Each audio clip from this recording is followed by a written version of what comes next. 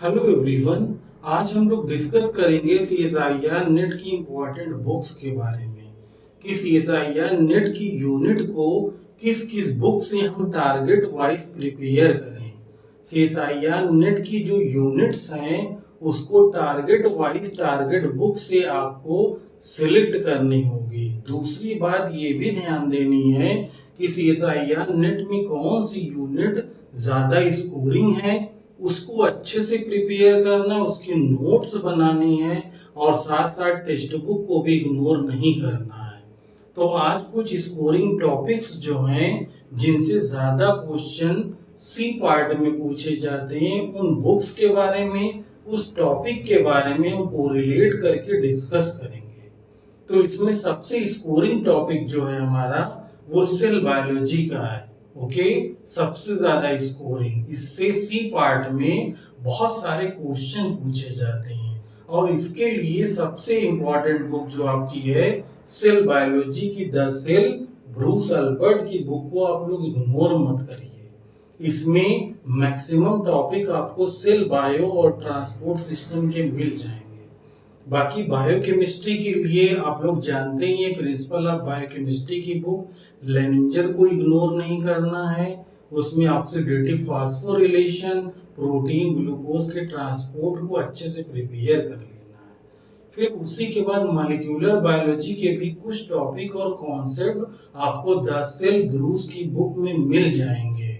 Okay, और फिर बात करते हैं डेवलपमेंटल बायोलॉजी की। डेवलपमेंटल बायोलॉजी के लिए गिलबर्ट की बुक बहुत इंपॉर्टेंट है। इम्यूनोलॉजी के लिए क्यूबे की बुक, यहाँ पर माइक्रो के साइड में देखिए ये इमेज दिख रही होगी। और एनिमल फिजियोलॉजी की बुक और प्लांट फिजियोलॉजी के लिए पहले बेसिक कॉन्सेप्ट के लिए एनसीईआरटी की बुक को प्रिपेयर कर लीजिए और इकोलॉजी इवोल्यूशन को भी बेसिक जो प्रिपरेशन करिए वो आप एनसीईआरटी 12 की बुक में इसके बेसिक कॉन्सेप्ट को अच्छे से क्लियर कर लीजिए। अब हम लोग डिटेल टॉपिक पर बात करते हैं कि किस टॉपिक को किस बुक से प्रिपेयर किया जाए। ओके, देखिए द सेल, ब्रूस अल्बर्ट की बुक मैं क्यों बार बार कह रहा हूं, क्योंकि कॉन्सेप्ट अगर टॉपिक का जानना है, रियल फील हो, तो उसके लिए ब्रूस अल्बर्ट से अच्छी बुक सेल बायोलॉजी की कोई नहीं है। इसमें बहुत अच्छे डायग्राम बने हुए हैं और थ्योरी बहुत ज्यादा नहीं लिखी हुई है। तो प्लाज्मा मेम्ब्रेन जो बहुत स्कोरिंग चैप्टर है, इसके ट्रांसपोर्ट सिस्टम फंक्शन, इसको इसी किताब से प्रिपेयर करिए। और साथ साथ protein transport in mitochondria, chloroplast, lysosome and Golgi, C part में इन चारों टॉपिक से एक दो टॉपिक से क्वेश्चन आ ही जाते हैं, वो मिस नहीं होता, हर बार यहाँ से क्वेश्चन आता है। और बाकी फास्फोराइलेशन के बेसिक कॉन्सेप्ट को आप इससे प्रिपेयर कर सकते हैं। उसी के साथ द सेल से मॉलिक्यूलर बायोलॉजी के भी कुछ टॉपिक के कॉन्सेप्ट को आप अच्छे से प्रिपेयर करिए, याद कर लीजिए। जैसे translation, transcription, replication, gene expression बहुत अच्छा दिया हुआ है। न्यूक्लियोसोम मॉडल को भी आप ब्रूस अल्बर्ट की बुक से प्रिपेयर करिए, उसमें बहुत अच्छे कलर डायग्राम दिए हुए हैं। ओके, अब हम आते हैं बायोकेमिस्ट्री की बुक, प्रिंसिपल ऑफ बायोकेमिस्ट्री, बहुत फेमस बुक है। ओके, इसमें प्रोटीन, ग्लूकोज और लिपिड के स्ट्रक्चर, फंक्शन को अच्छे से इसी बुक से प्रिपेयर करिए। बाकी बहुत डिटेल जानना है तो oxidative phosphorylation, electron transport chain, ETS cycle, electron और ईटीएस के इनहिबिटर इग्नोर मत करिएगा। इस किताब में डायग्राम बहुत अच्छे से दिया हुआ है। बाकी सिग्नलिंग पाथवेज को भी आप इस किताब से पढ़ सकते हैं, इस बुक से पढ़ सकते हैं। जैसे जी प्रोटीन कपल रिसेप्टर, जी प्रोटीन का कॉन्सेप्ट, एपोप्टोसिस कैंसर का बेसिक कॉन्सेप्ट बहुत अच्छे से दिया हुआ है लेनिंजर की बुक में, इसी से प्रिपेयर कर लीजिए। और दूसरा रोडोप्सिन सिग्नलिंग, यानी हमारे आई में जो रोडोप्सिन का कॉन्सेप्ट है, डार्क करंट सिग्नलिंग, उसको आप लेनिंजर की बुक से बहुत अच्छे से प्रिपेयर कर सकते हैं। सी पार्ट में कई बार यहाँ से क्वेश्चन पूछे गए हैं। अब हम आगे बात करते हैं प्लांट एनिमल फिजियोलॉजी, इकोलॉजी और माइक्रो के टॉपिक के बारे में। देखिए माइक्रोबायोलॉजी से तो बहुत ज्यादा टॉपिक नहीं आते, लेकिन उसकी प्रिपरेशन के लिए कुछ एरिया ऐसे हैं कि उससे जरूर क्वेश्चन आता है, जैसे bacterial growth curve, diauxic growth, और आपका लैम्डा फाज का रेगुलेशन, लाइटिक लाइसोजेनिक फेज का regulation, eubacteria, archaebacteria की सेल वॉल, ये सब आप ब्रॉक की बुक से पढ़िए। बहुत इजी लैंग्वेज है और बहुत इजीली एक्सप्लेन किया गया है। ओके, अब हम बात करते हैं इम्यूनोलॉजी की। इम्यूनोलॉजी का अगर बेसिक कॉन्सेप्ट बिल्कुल नहीं पता है आपको, तो आप ब्रॉक के लास्ट में दिया हुआ इम्यूनोलॉजी के कुछ टॉपिक्स और उसके चैप्टर वाइज छोटे छोटे चैप्टर्स हैं, तो उनसे बहुत अच्छे से प्रिपेयर कर लीजिए। बेसिक क्लियर हो जाएगा तो फिर इम्यूनोलॉजी की क्यूबे पढ़िए, जिसमें डिटेल दिया हुआ है टॉपिक, आप वहां से अच्छे से प्रिपेयर कर लीजिएगा। अब नेक्स्ट बात करते हैं डेवलपमेंटल बायोलॉजी की बुक के बारे में। डेवलपमेंटल बायोलॉजी एक बहुत स्कोरिंग यूनिट है CSIR नेट एग्जाम क्वालिफाई करने के लिए, लेकिन इसमें बहुत कॉन्सेप्ट हैं। इसके लिए सेल का कॉन्सेप्ट क्लियर होना चाहिए, आपका सिग्नलिंग पाथवेज आना चाहिए, इसमें विंड सिग्नलिंग, सोनिक एजहॉग और GPCR इन प्रोटीन्स और इन सिग्नलिंग प्रोटीन का बहुत इंपॉर्टेंट रोल है।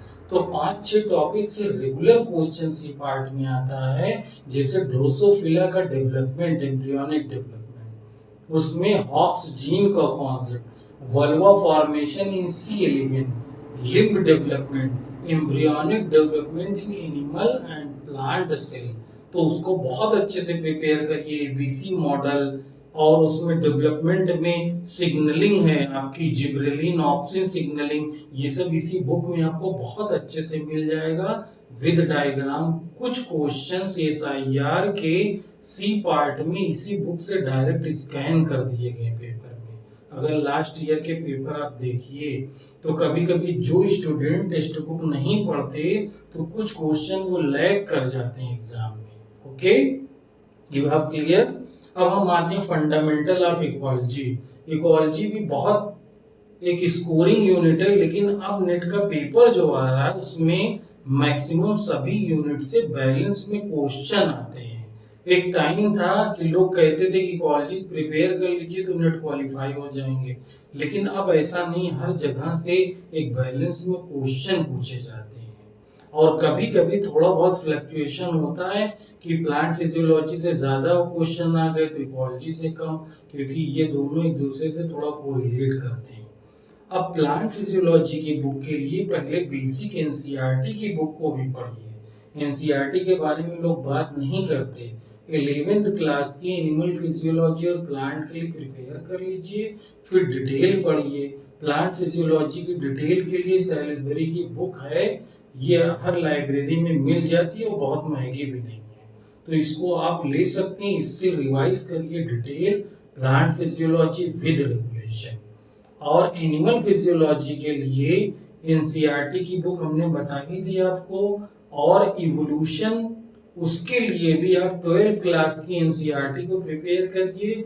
बाकी MSc से रिलेटेड जो बुक हो उससे भी आप प्रिपेयर कर सकते हैं। अगर आपके पास BSc की बुक वीर बाला रस्तोगी की हो तो उसमें भी ये टॉपिक बहुत अच्छे से दिया है, क्योंकि कुछ टॉपिक बहुत डिटेल नेट के एग्जाम में नहीं पूछे जाते, उसके बेसिक कॉन्सेप्ट पूछे जाते हैं। बायोडाइवर्सिटी कंजर्वेशन जो है वो भी NCERT की बुक से पहले प्रिपेयर कर लीजिए। और लोअर प्लांट का क्लासिफिकेशन, एल्गी, फंजाई, ब्रायोटेरिडो, एंजियोस्पर्म, इसके जनरल कैरेक्टर और इसका क्लासिफिकेशन क्या है, इसी पार्ट में बहुत इजी क्वेश्चन होते हैं, इसको हम लैग कर जाते हैं। तो ये NCERT की बुक में ही आपको ये सब बेसिक चीजें मिल जाएंगी, वहीं से क्लासिफिकेशन से डायरेक्ट क्वेश्चन आ जाता है। ओके, तो सारी बुक इंपॉर्टेंट है, अलग अलग यूनिट के लिए डिफरेंट बुक्स हैं, आपको टारगेट बेस्ड प्रिपरेशन करनी है, रेगुलर रिवीजन करना है, और बहुत ज्यादा ऑब्जेक्टिव क्वेश्चन नहीं याद करना है। सबसे पहली चीज आपको ध्यान देनी है कि आपका किस एरिया में ज्यादा इंटरेस्ट है, कौन सी यूनिट ज्यादा स्कोरिंग है, तो उसमें आपकी cell bio, plant physiology, animal physiology, developmental biology, ये 4-5 यूनिट ऐसी इसको पहले आप प्रिपेयर कर लीजिए तो नेट का एग्जाम बहुत इजीली क्वालिफाई कर जाएंगे।